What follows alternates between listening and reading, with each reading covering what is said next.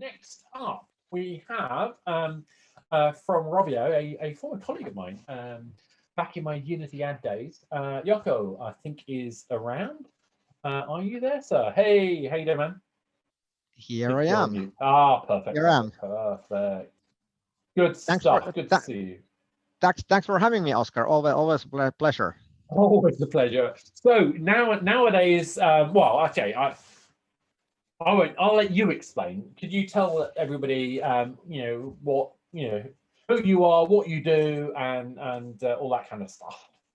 Oh, sure. So I'm Jarkko Rajamäki. I'm VP of Advertising at Rovio, and I work hard with our super talented team, game teams, UA team, monetization team, tech team, BI team to make sure that advertising in our games and off our games is as good as possible and is really function as well as it ever good, and it's really a kind of cross-functional exercise for us. So it's a shared goal and shared responsibility.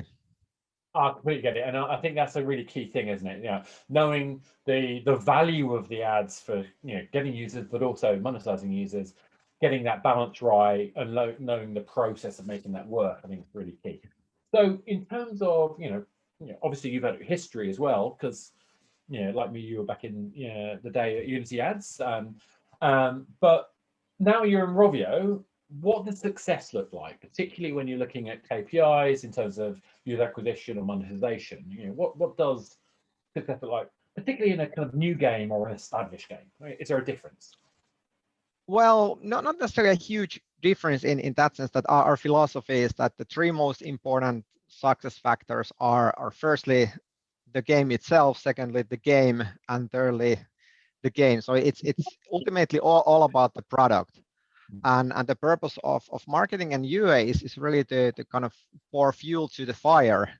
And it's even for our super team and world-class team, it would be very hard, if not impossible, to scale and make very mediocre game a big one. So in a way that's what we are always looking for, and that's the starting point. So number one KPI for us is really that the game is fun and enjoyable for long periods of time. So it's really the long retention that we are looking for, and in a way that the game can offer enjoyment for the players for a long time. And if you get that right, the money will follow. Exactly. It's not build it and they'll come, but it is, if you keep it interesting. And I think it's actually really important that we remember that when we're talking about UA, when we're talking about monetization, we're still, like you said, it's fuel to the fire. It's about how it supports and builds the game, isn't it?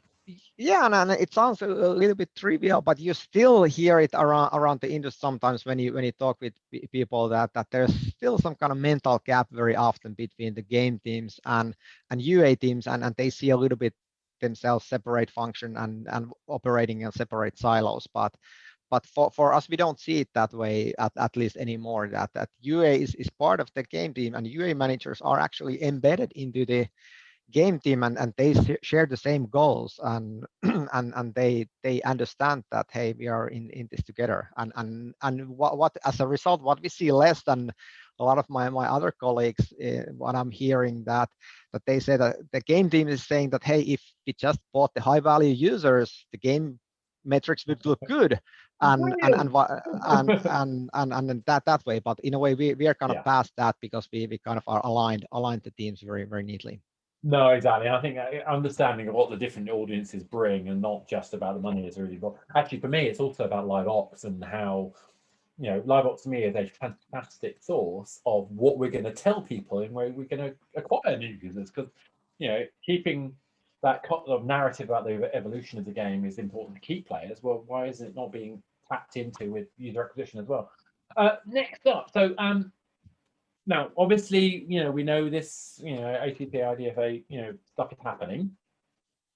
But up to this point, what has been the kind of key tools for you to drive both marketing and particularly user acquisition? And how has that changed over the last few years? I think that the starting point really is to kind of see the progression that that the competition has becoming more and more fierce in the market. That app stores on the mobile gaming, it's easy to enter. Anyone can submit their apps to the store, and at the same time, of course, there's tons of games coming there every day. So the competition is insane, and that has led also that the production values of mobile games have been going up. So you nowadays see even a AAA quality games in the mobile space, which of course is awesome to the players. And at the same time, the competition has led really the mobile game marketing to be moving more and more deeper into kind of data-driven mode, becoming more and more granular in terms of targeting and pricing and even bidding. And really the performance measurement is really sophisticated today in a way that you might be looking for different metrics for different types of segments, and it's not anymore like it used to be still 5 years ago that, hey, this is my CPI, I'm buying on this CPI. You right today might be buying with 10 or 20 or 100 different CPIs based on the segments and other kind of targeting criteria that you're using. So I kind of feel that the UI manager role today is merging almost with the BI analyst role, that it's really analytic in totally agree with that. terms of scope. Yeah. I mean, I think that's absolutely key. I mean, I think the level of, I mean, in some ways, the reason why I think this is interesting, particularly, is because this is the point where we're about to drop off a cliff, where that level of sophistication, where we've really nurtured the ability to understand the data, to understand the cohorts, to understand the life cycle, to understand the difference and the deviation between behaviors early on and behaviors later on, the ability to be able to understand how we acquire, what messages we give, all of that lovely sophistication, this beautiful symphony of instruments that we pulled together. And now ATP and the loss of IDFA, what will change? Well, some folk have been painting very kind of doomsday scenarios where basically you can't do UA anymore and basically everything will break and you should just forget the whole thing. Give up. Let's go home now. Yeah, exactly. But I think it's very important to remember that the population of Earth will not change, and the players are still there. So if you have a game that your players enjoy today, they will also enjoy it to equally after the ATT changes will go out there. And in a similar way, if any given marketing channel has been working for you now, or any kind of publishing inventory has been good, I think the overall value will remain the same. The valuable users and good users for your games are out there. What really is changing really is that it will be harder to find and also harder to follow the players, that where they're coming from, what they're doing in your game, and what the whole player life cycle will be at the user level. So you need to work more and more with the aggregates and averages and really think through and build different kind of more kind of probabilistic models to evaluate your kind of marketing performance. So, I mean, I'm almost wondering whether what this is doing is it's going to force us to be more creative in terms of the creative, the ability to kind of get, and if we can see the overall impact of our marketing, but we're going to have to be more imaginative about how we communicate that. It's going to be harder to differentiate in terms of segments potentially, but we will still see player behavior change. And like you say, whether it's predictive or whether it's interpretive, it doesn't really matter. But is there a point where it gets? But there is that thing where it could even become potentially more positive, because I know I personally feel stalked by some ads that I see on Facebook, for example. I might have gone to Amazon, I've gone to buy something. The next thing I see, for the next week, I'm inundated with ads about the thing I've just bought that I no longer want because I've got one. Yeah. Am I making sense? I mean, is it that we just need to get more creative? Absolutely, and I totally agree on that. And this change will in a way also a bit level the playing field as such, that pretty much it's putting and a little bit smoothing out the kind of huge data advantage some players in the space have had, and also it's in my view, it also, because it involves a little bit more risk in terms of, because you can't have that granular visibility into the performance in a way. So it opens up also possibilities to really think outside the box and look for new channels and new ways, and more or less kind of couple steps back towards the traditional way of doing marketing as well, that a lot of people brush have up my brand marketing mindset. Yeah, and then also looking for, hey, what the influencer space looks like, and even even for bigger developers, even TV might become more relevant again, and so on. So and I know some developers that already have got very good results, for example, just running radio ads, because that's not very competitive space in mobile gaming. So really looking outside the box will become very lucrative opportunity again. Yeah, I think that's a really fascinating way of looking at it. And what I'm kind of interested though is whether you think it's going to most affect the bigger companies, the smaller ones, publishers, developers. Who do you think is going to be most effective? Who do you think are going to be the winners and losers as a result of it? Well, I think that it's very important to understand that what data do you have, and what data you don't have, and what you can do with it. But in a kind of broader terms, I think it's unfortunately not going to have a similar impact on everyone, and I think there will be kind of two kind of fundamental impacts, and of course the first one is what everyone is talking about, that yes, it's becoming more difficult to do the pinpoint level targeting, and which then leads to the conclusion that, hey, games with broader target audience and broader appeal will have a kind of potentially smaller impact, because they can kind of shoot with the wider net in the first place. And for example, hyper casual games are already targeting pretty much everyone, and they're not that picky about the channels they run out. So it's not that kind of fundamental change to them, because they haven't been doing kind of very pinpointed targeting in the first place. But while at the other end, then games with very niche audience and very strict targeting criteria might have very much harder time kind of finding players, and they need to really come up with the new strategies.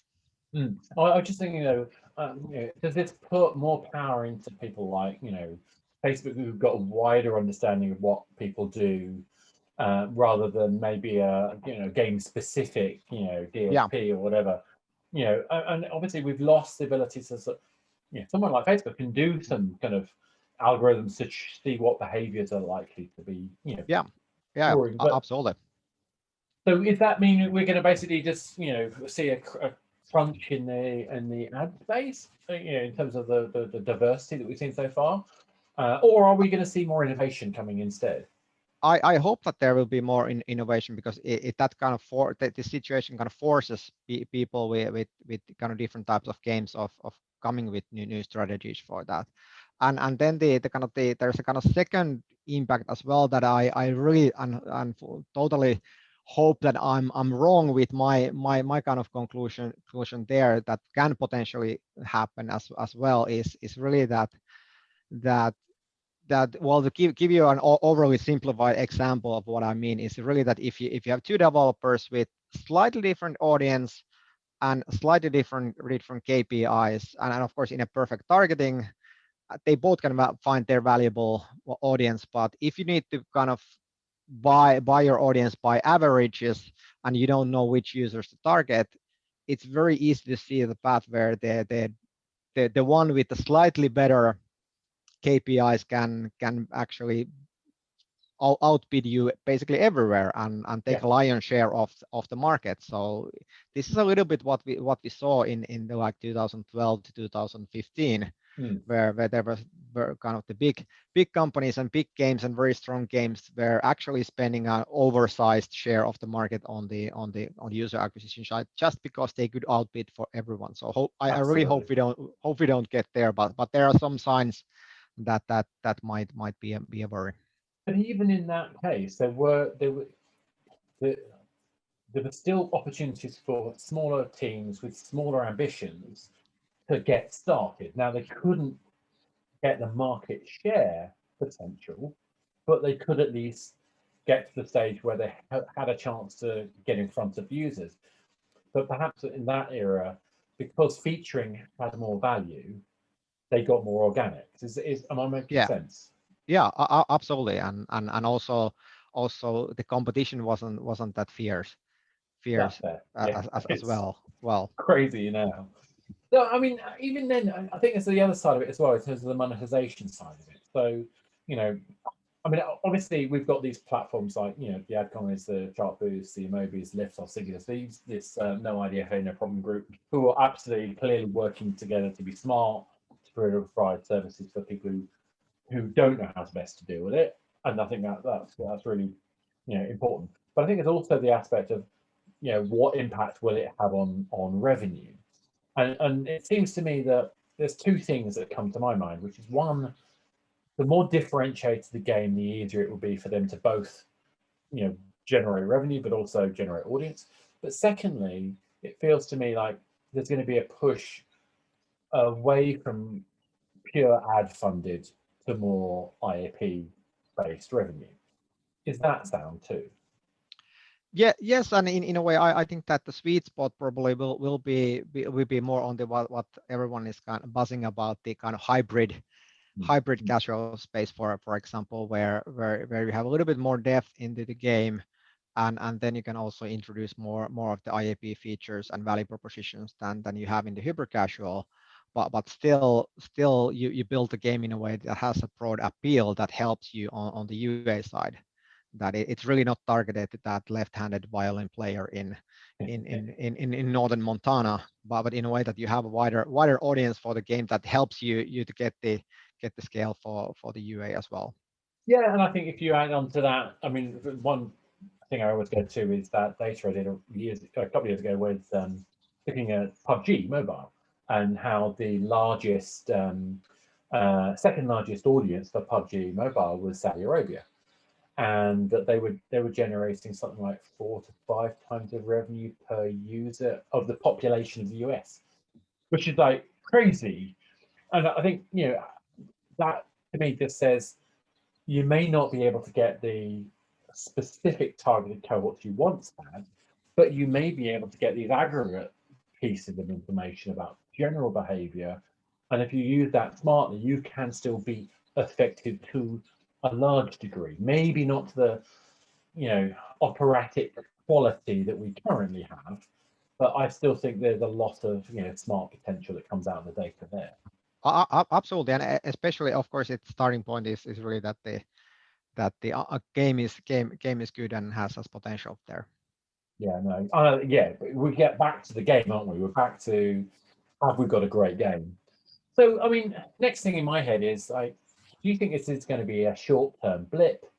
Are we going to find new tech, new options, which just mean that this level of sophistication will just come back again?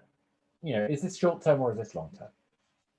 Well, I think that all the impact that it will have will have a larger impact on the short term, because everyone is still learning that which alternative strategies work and what we can do in a different way and get potentially equally good results, and what will not work and so on. And of course there are potentially and most likely also things that we don't know yet.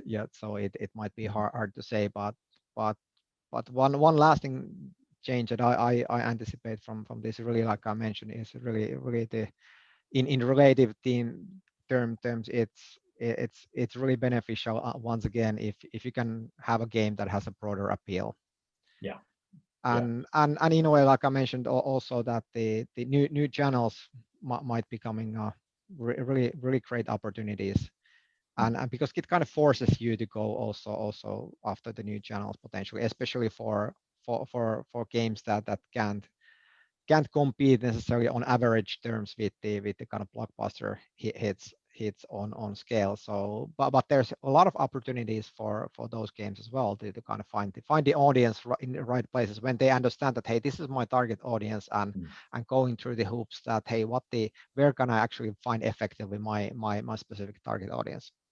You're actually making me go back to my old school days of my marketing training. I think Kotler, anyway, one of those guys was talking about how industries, when they kind of mature, you end up with commodities and you end up with niches. And I think you're describing this broad appeal. I don't mean commodity in a bad way, but a broad appeal to me fits that kind of general principle. This appeals to everybody. But I think there's still this balancing act between niches. I think what's going to be fascinating for me is to see how people address those niches. Absolutely. How you create content, which has intrinsic, and that I think that does take you back to your traditional branding as well Yeah, as your direct response. absolutely, and really, like I mentioned the understanding your kind of target audience. Mhm. That I think you're fooling yourself if you say that, hey, I'm doing this hardcore kind of RPG game for 50-year-old females. Exactly. And in a way that knowing, and then when in terms of marketing, thinking through that, hey, where I can actually reach this target audience effectively, and then you don't have to compete on Facebook on same terms with the more broader appeal games. Okay. I mean, if only there was some sort of like emotional avian kind of entity that you could bring away. I'll move on before anyone gets that joke. So, last question to ask before I ask the audience question is, what do you think is the one step that any developer, particularly a smaller developer, should take in order to be able to adapt quickly? Well, I think that the best protection, as always, is really to make sure that your game is as good as it can ever be. That when you have a great product, that puts you in a kind of a very good position in the first place. And then of course it's very important to make the best of all the data that you can have, and the capabilities that you can have in terms of UA in the new situation. Just kind of make sure that you're fully utilizing and experimenting with the new conversion value schema to find really the conversion model that is optimal for your game, because that there's no one single right answer there, that how you should be setting that up, and then what are the time kind of horizon for kind of the conversion data that you're looking for. Are you kind of sticking with the first 24 hours, or are you trying to get signals for longer retention, and so on? It really depends on your game, and really then also you use the best out of the 6-bit limits on the kind of Apple side, how you can set up your UA campaigns, and think through that what contextual signals are important for you in terms of targeting that you can do. And of course if you can get any virality now it's very more vertical than ever. Exactly. More virality, the better for us right now. I've got a couple of questions here. Will Sourcebid work post IDFA with different networks? I think it will, but there's that glitch that it potentially need to, in order for you to understand and get the data on the source level performance, is that the source is big enough that there's certain amount of conversions coming through that source. So otherwise it will be blended with the others. So then of course you can bid on that, but then you not necessarily get all the performance data back. But for those sources that are above that Apple threshold, whatever it will be, there's some guesses in the industry that what that might be, but as long as it's above that level, the amount of conversions that you're getting from that one source, then you can get the data on that source level. I think it's going to be a lot of guesswork in the initial few weeks, at least, I'm sure. Another question for us. Apple is going to send Site ID with Sky Network. How can developers get it, and are there limited information, or will only ad networks have access to it, do you think? I think it depends on how you work with your kind of MMP. This is stuff I have no idea about because I haven't gone into the level of detail on this one yet. But I just think it's fascinating. I think what's also fascinating to me is just how, at the end of the day, we are going to see an impact. We are going to see an impact in the short term and the long term. I think there are so many people who are claiming it's doom and gloom. There are other people who are trying to find ways to work around it. But I think if there's anything positive out of it, for me, it's about we need to take privacy more seriously. And I think that we're kind of paying the price in some ways for not paying enough attention, arguably, to privacy. And what I worry about most is if we don't deal with this responsibly, if we don't adapt appropriately, we could end up creating more problems for ourselves later down the line when, you know, Google do their version, when, you know, somebody decides to do something to Facebook, whatever that might be. It feels to me like this is a warning, a shot across the bow, in my opinion, about how we use data responsibly as an industry. Is that a fair assessment? I couldn't agree more, and that's also the starting point that we are taking as well. That we take the privacy stuff very extremely seriously and carefully, and really we put the player first and all the kind of player safety first, and also make sure that whatever data we are collecting, that we are using that responsibly. And I think it's only a good direction where basically the whole industry making the consumers more aware of the data collection, and also we kind of responsibly explain to the consumers and players that, hey, this is actually how we are using the data, and create that understanding in the players, and give them the kind of free choice.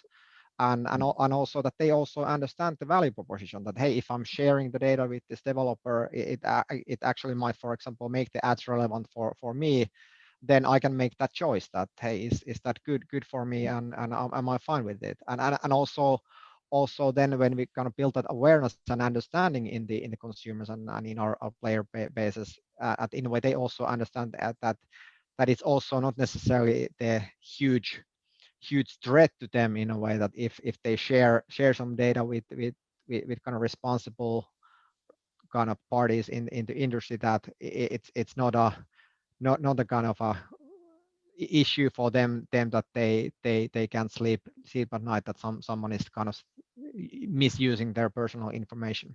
Next thing you're going to say, we have to create a sense where people can trust us. I mean, that's really what we're trying to say here, isn't it? You know, exactly. We haven't been, as an industry, maybe trustworthy enough, or at least communicated that we're trustworthy enough. And now I think we have a real need to do that, I suspect. Yeah, and I think it's about time. Yeah, absolutely. Last thing, do you think small studios will have a lot less chance of success now? You know, or is there still hope for smaller startups? Not necessarily, because once again it's all about the game. Even if you're a small studio and you have a great game, you have a great future. And in a way it's not necessarily a kind of size issue as such. Of course the bigger studios have more resources and can do a lot of stuff, more stuff in-house, but even as a small studio, there are lots of partners in the industry, a lot of kind of third party vendors of different kind of services that you can tap into and use their experience as well, and as we all know, they're more than happy to always help you. Absolutely. Jarkko, absolute pleasure to see you again. It's been far too long. I can't wait for next time I see you over a beer. Likewise, always a pleasure. All right, mate. Lovely seeing you, and take care. Okay. Glad you're safe and well. And on that note, thank you very much. Thanks, everyone.